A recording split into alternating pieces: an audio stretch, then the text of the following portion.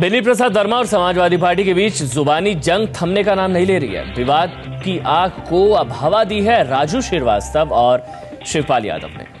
मुलायम सिंह यादव के भाई और उत्तर प्रदेश के मंत्री शिवपाल सिंह यादव ने बेनी पर अफीम की तस्करी का आरोप लगाया है।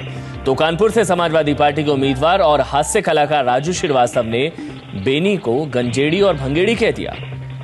जहाँ तक बेनी वर्मा की बात है, बेनी वर्मा मुझे लगता है कोई गंजेड़ी कोई भंगेड़ी आदमी है और कोई ना कोई आदमी है जो उसको सिगरेट में चरस भर के देता है। बेनी प्रसाद जो है चरसी आदमी है। मैं उस आदमी को ढूंढ रहा हूँ जो उनकी सिगरेट भर के देता है। स्मोकिंग तो बहुत करते हैं, अब ज्यादा स्मोकिंग करने लगे हैं।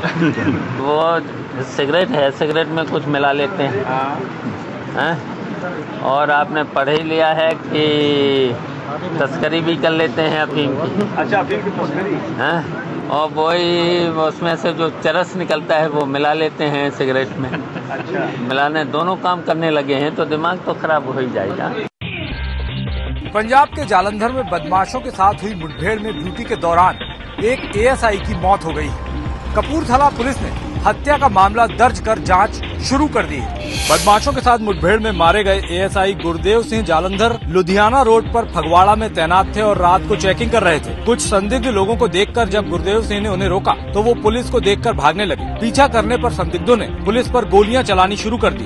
उन्होंने आगे से फायर किया, इन्होंने भी जवाबी फायर किया उनके ऊपर, पर जो उनका अक्यूज पार्टी का फायर था वो एएसआई को हिट कर गया, उनकी डेथ हो गई। पुलिस ने भी जवाबी फायरिंग की, लेकिन इसी बीच बदमाशों की तरफ से चली एक गोली एएसआई को लगी और मौके पर ही उनकी मौत हो गई। पुलिस अब एएसआई की हत्या का मामला दर्ज कर तफ्तीश में जुटी है। दिल्ली के अरबपति नेता दीपक भारद्वाज हत्याकांड की गुत्थी अभी तक उलझी है। इस बीच पुलिस ने इस सिलसिले में 2 शूटरों के खिलाफ लुकआउट नोटिस जारी किया है। दिल्ली के सनसनीखेज दीपक भारद्वाज हत्याकांड में पुलिस ने रविवार को अमित नाम के युवक को हिरासत में लेने का दावा किया है। पुलिस के मुताबिक हत्या में इस्तेमाल स्कॉडा कार अमित ही चला रहा था। पुलिस ने शूटर सुनील और पुरुषोत्तम के खिलाफ लुकआउट नोटिस भी जारी किया है ताकि ये दोनों देश छोड़कर फरार न हो सके। पुलिस दीपक के दोनों बेटों से भी पूछताछ कर चुकी है, लेकिन अभी तक कोई नतीजा नहीं निकल पाया है। बीएसपी नेता दीपक भारद्वाज की दिल्ली के राजौरी में उनके ही फार्म हाउस में हत्या कर दी गई थी। अरविंद केजरीवाल के उपवास का 10वां दिन है। एक तरफ जहां अरविंद की तबीयत धीरे धीरे खराब हो रही है और वो कमजोर हो रहे हैं, दूसरी तरफ इनका जो बिजली और पानी को लेकर के जो आंदोलन है वो लगातार तेज हो रहा है। और आंदोलन के 10वें दिन आम आदमी पार्टी के जो कार्यकर्ता हैं और नेता हैं वो मुख्यमंत्री शीला दीक्षित से मिलने जा रहे हैं। जो सिग्नेचर्स इन्होंने इकट्ठा किए, चिट्ठियां इकट्ठा की हैं, उसको मुख्यमंत्री शीला दीक्षित को सौंपेंगे।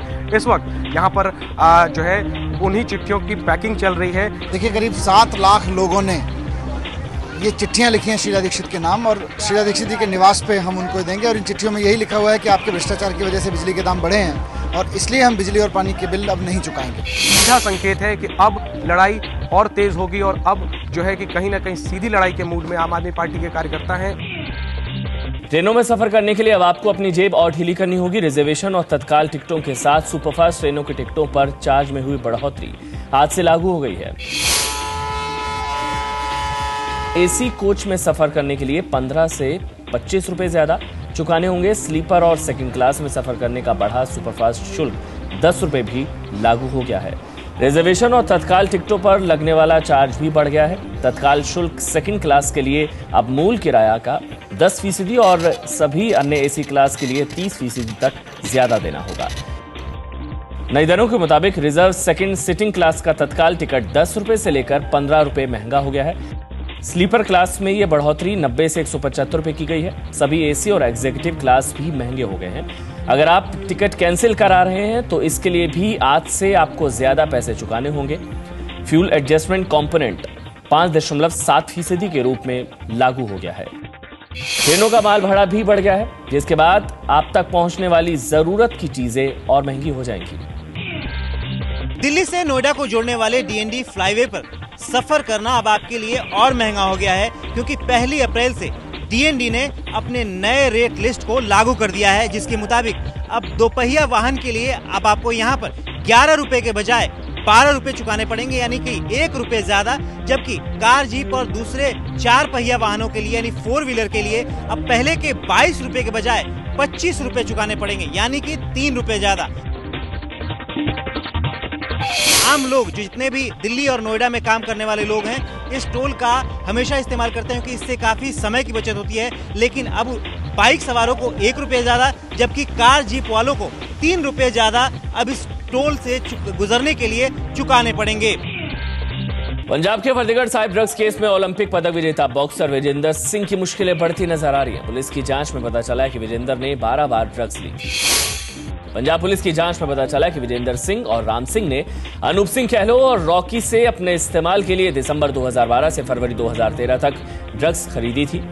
विजेंदर ने कुल 12 बार और राम सिंह ने 5 बार ड्रग्स का सेवन किया था। ड्रग्स तस्करी के आरोप में अनूप सिंह कहलो और रॉकी को गिरफ्तार किया गया था। अनूप सिंह कहलो के घर के बाहर से विजेंदर सिंह की पत्नी के नाम पर रजिस्टर्ड कार बरामद हुई थी। कहलो की गिरफ्तारी के बाद पुलिस अब तक 484 करोड़ की ड्रग्स बरामद कर चुकी है। पंजाब पुलिस की उस टीम में शामिल 19 पुलिस वालों को प्रमोशन दिया गया है जिन्होंने 26 फरवरी को फतेहगढ़ साहिब में कहलो के घर पर छापा मारा था। उसी के बाद पंजाब, उत्तर प्रदेश और दिल्ली में फैले ड्रग्स तस्करी का जाल बेनकाब हुआ। यूपीए सरकार भोजन के अधिकार बिल को कानून बनाने की तैयारी कर रही है। इसी तरह सबको शिक्षा का अधिकार कानून आज से ठीक 3 साल पहले लागू हुआ था, लेकिन इस कानून के बावजूद भी हालात कुछ बदले नहीं है। बच्चों को मुफ्त और कंपल्सरी शिक्षा देने के लिए अगस्त 2009 में संसद ने कानून बनाया था। ये कानून आज से लागू हो गया है।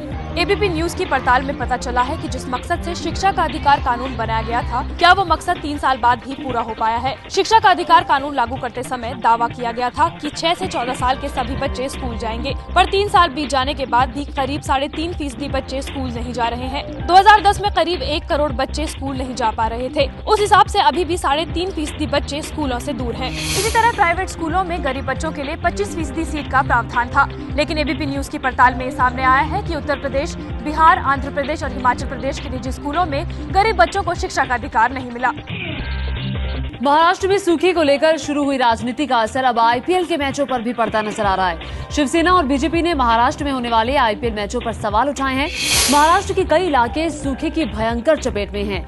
लोग पानी की बूंद बूंद के लिए तरस रहे हैं। बीजेपी अध्यक्ष राजनाथ सिंह सूखे के हालात जानने के लिए आज जालना जिले का दौरा करेंगे, लेकिन अहम सवाल अब महाराष्ट्र में होने वाले आईपीएल मैचों पर खड़े हो गए हैं। शिवसेना ने आईपीएल से हुआ फायदा सूखा प्रभावित क्षेत्रों को देने की मांग की है, तो बीजेपी चाहती है कि अभी महाराष्ट्र में आईपीएल मैच नहीं हो।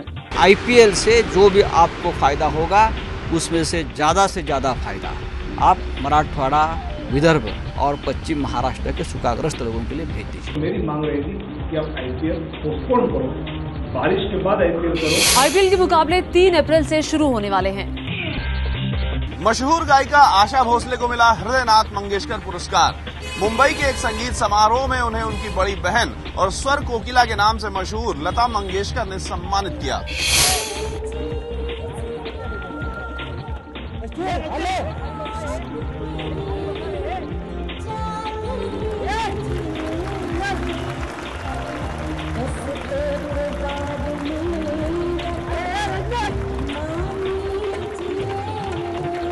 ये तस्वीरें हैं मुंबई की, जहां गायिका आशा भोसले को हृदयनाथ मंगेशकर पुरस्कार से नवाजा गया। आशा को उनकी बड़ी बहन और गायिका लता मंगेशकर ने फूलों का गुलदस्ता भेंट करने के साथ ही शॉल ओढ़ाकर सम्मानित किया और स्मृति चिन्ह भी दिया।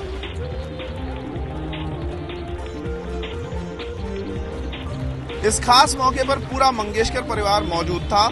आशा की दोनों बहनों गायिका लता मंगेशकर और उषा मंगेशकर को भी भारतीय सिनेमा में योगदान के लिए बधाई दी गई। लता और आशा दोनों बहनों ने समारोह में मौजूद लोगों के बीच अपने विचार भी रखे।